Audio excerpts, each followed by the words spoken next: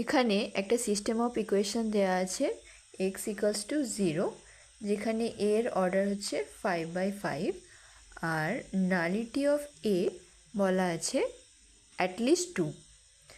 At least 2 মানে greater or equals to 2।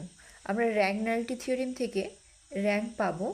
Rank তাহলে কি হবে, less or equals to 5 minus 2, তার মানে rank of A less or equals to 3।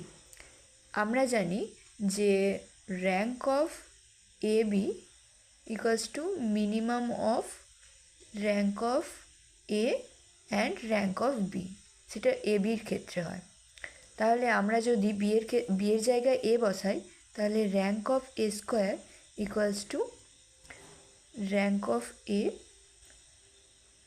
Minimum নয়, এটা হবে less or equals to rank of A.